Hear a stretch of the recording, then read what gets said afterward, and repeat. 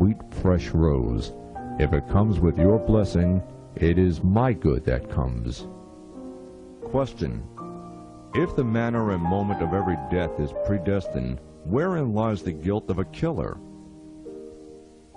Answer: like every other kind of event, the manner and time of death are predestined. In other words, what happens and is true of the natural world is likewise true of man. The process of coming into existence, of developing and passing away, is inevitable for each and every being. It occurs within the framework of the widest and most comprehensive plan, a divine decree, and also within an individual plan for each being. Such plans are always in harmony with one another. This is a system established by God in the future eternity and never changes and will continue in the past eternity. The established and universally acknowledged principles of the positive sciences confirm that everything, from microcosm to macrocosm, has been made and runs in accordance with such a design and determination. It is, indeed, never possible to understand or explain the order, harmony, and magnificence in the universe without such predestination. Even great advances in sciences would not have been achieved if there had not been such predestination. It is because of such a preordained mathematical and geometrical design in the universe that we conduct research in the laboratories following reliable principles, and that we are able to explore both humanity and space. We cannot conceive of any branch of science in a universe without harmony, in a world without a plan and program, and in a nature without order.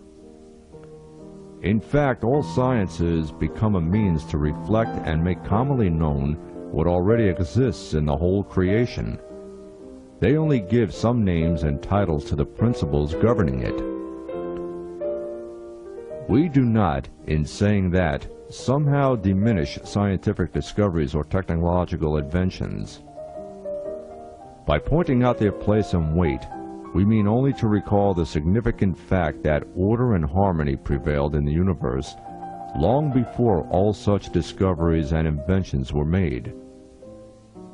How honored and how revered is the Almighty and all-knowing Creator who predestined such an order and harmony as the foundation of the universe by His divine decree. Each and every fact related to faith and creed is so because it is so. Such facts do not need any support, acceptance, or admission by man because they come from God. They are sublime and exalted, and they do not want any acknowledgement or ascertaining from man simply to be seen as reasonable. However, while trying to call some people whose hearts and minds have been led astray back to the right path, we assume that it would be useful to counter the claims of those who have deviated.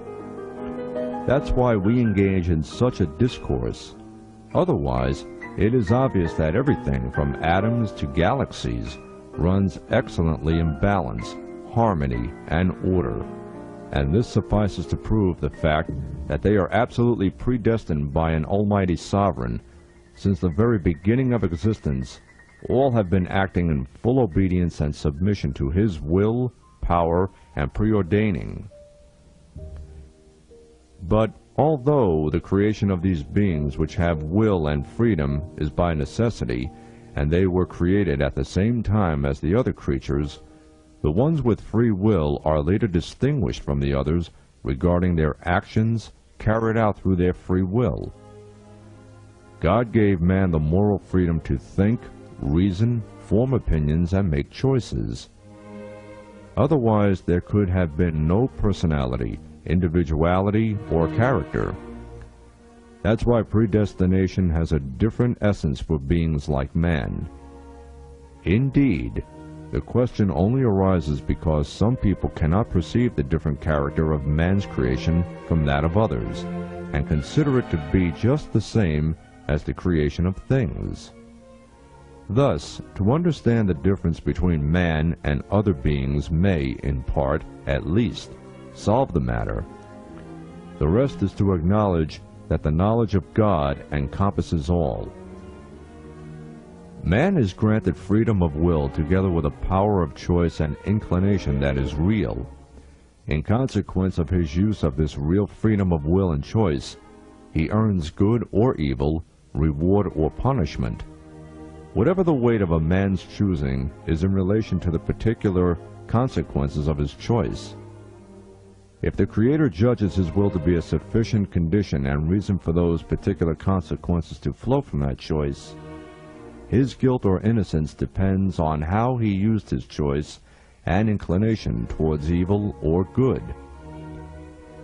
Even though what results from his willing or inclination may seem heavier than the man himself foresaw or thinks he can bear, the responsibility or blame being wholly to himself, because he brought about those results through the exercise of his choice and inclination.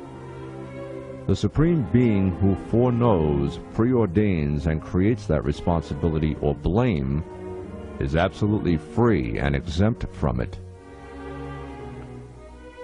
Let's suppose that God decreed that a change of climate would be determined by our breathing, that he said, "If you breathe more than a certain amount, I will change the condition of the place where you live."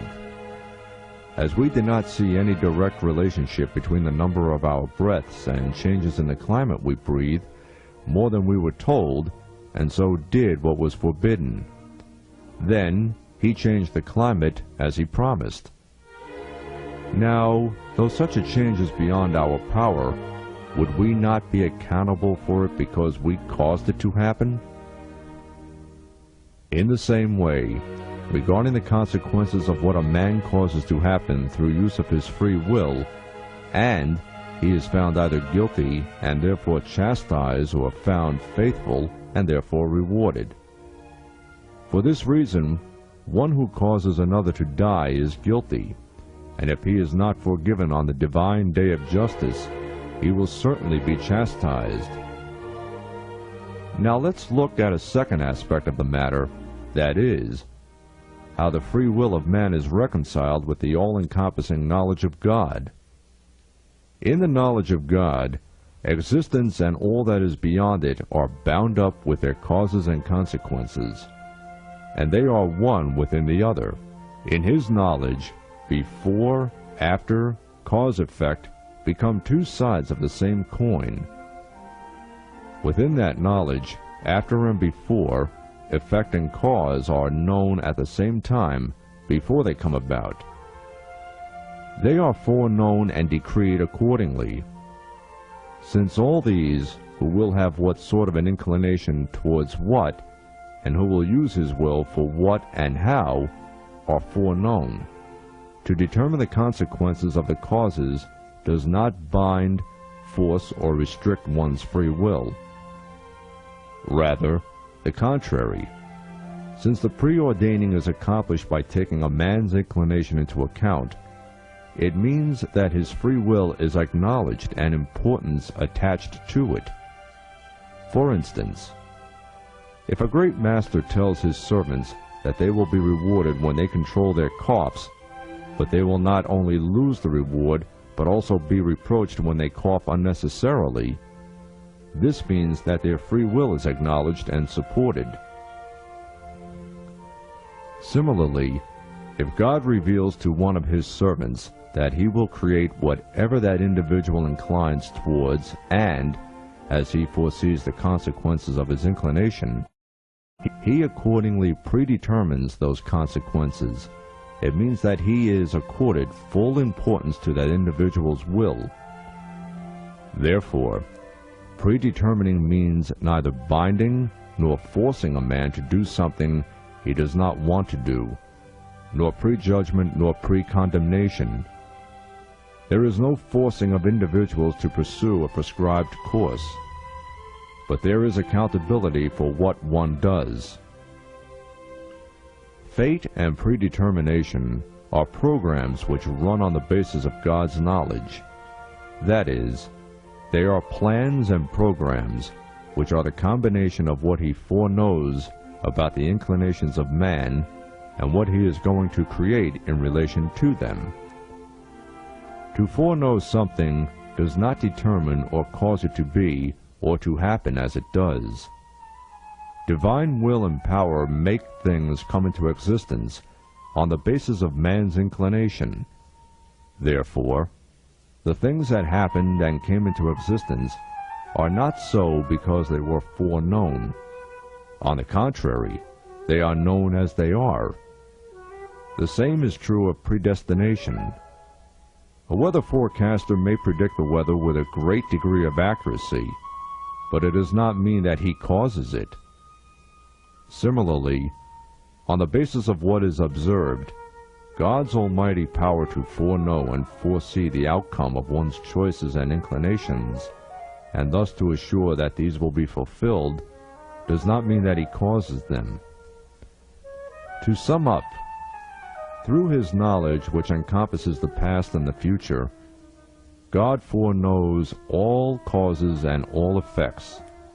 He foreknows who will have inclinations towards what, and who will attempt to realize their inclinations. He accordingly ordains what he is going to create in respect of those inclinations. When the time of an event arrives, he creates as he decrees and wills in respect of one's free will, choice, and inclinations. Of course, God foreknows the manner and the moment of a person's death, including if the person was killed. That foreknowledge does not exempt the killer from guilt or responsibility for the crime, because divine will is made taking the killer's will into account. The killer will be chastised. It is essential that this subject be discussed with reference to the Islamic sources related to it. What we have said here is just presenting the subject in a simple way to make it more understandable by all. Fethullah Gulen. He has been from his earliest years a gifted Islamic scholar and thinker, and a prolific writer and poet. His father taught him Arabic and initiated in him his profound love of the Prophet and his companions.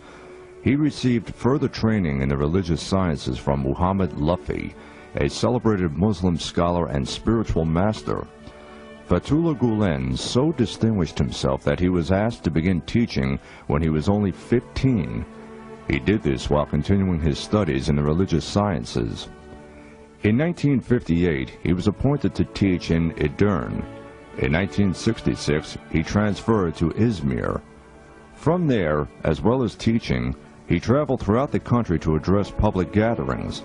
During this period, as his reputation grew, he was invited to address large conferences in cities all over Turkey on a variety of subjects related to Islam in the modern world, for example, the Quran and the contemporary science, the Islamic perspective on Darwin's view of nature, social justice in Islam.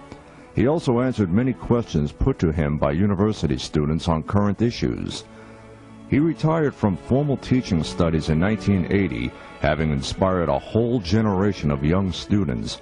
Fethullah Gulen is profoundly learned in the religious sciences of Islam, but he also mastered the principles of theories of the social and physical sciences of this age. His Arabic and Persian are perfect, and he knows good French and some English. His special gift, the particular aim of the scholarship, is to urge the young generation to harmonize intellectual enlightenment with wise spirituality and a caring, humane activism. Fethullah Gulen has written a number of well-known books, most of which are among the best sellers in Turkey. And now they are available in English translation, such as The Infinite Light, Questions Toward the Lost Paradise, and Truth Through Colors. The one here presented is a compilation of some of the wise sayings of Fethullah Gulen, each of which is a criterion or a pearl of wisdom by which we should direct our way of thinking and living, or a light illuminating our way to live as responsible, devoted human beings.